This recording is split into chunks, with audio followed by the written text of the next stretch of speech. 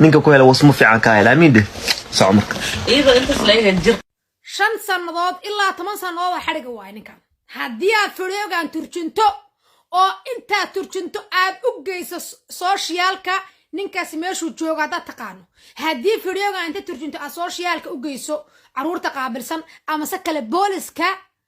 5 sanadood ilaa 6 sanadood oo xariga galaya labadooduba why sexual abuse baa la dhahaa ilmaha waxaas waa ka mamnuuc in lagu la dhaqmo wadan walba Soomaaliya haduu joogi lahaa ninkan la xiri lahaa wadan xuquuqda ilmuhu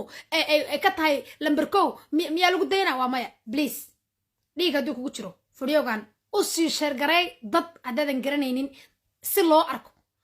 oo loo garto ninkaas meeshuu joogo anuma aqaano wadanku joogo dad kanada ay ku sheegayeen qof meel buu ku sheegay haddii aad taqaanana turjun fadhiyooga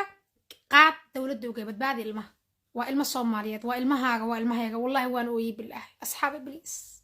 نكان ودن كنت جاية هي مقالة دقيقة هذين وضع وخنيسكي لها المهيس كلها المها يرنتها لقى عرورتها أبيوسك كسمينة أولها ننكي كوسا وصفي أنا كاهلو أنا عشان كده هبرتي ناس دربي جوا صور دافتم أنا عشان كده عرورتها مرسا نكان وحود جاية مقالة اللي يرادو ودن كانوا دقيقة هرتكنوا حكس دقيقة هي مقالة اللي يرادو إدمونتون أيو دقيقة سامر كلا دعوي سيدك دقيقة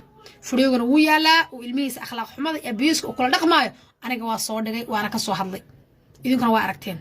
la idima tilmaamaayo haddaa Edmonton degan tahay ninkaas degdeg u dacweey ajar iyo xasanaad ilaahay ka siina ilmaha yar badbaadi walaalo waa ilmahaaga waa ilmaheega badbaadi abiyus waxa ugu filnaa intii hadal xumadii ay wadeen maantana hadalkan ilaahay ka soo riday ilmaha ninkan inuu fuulaa aniga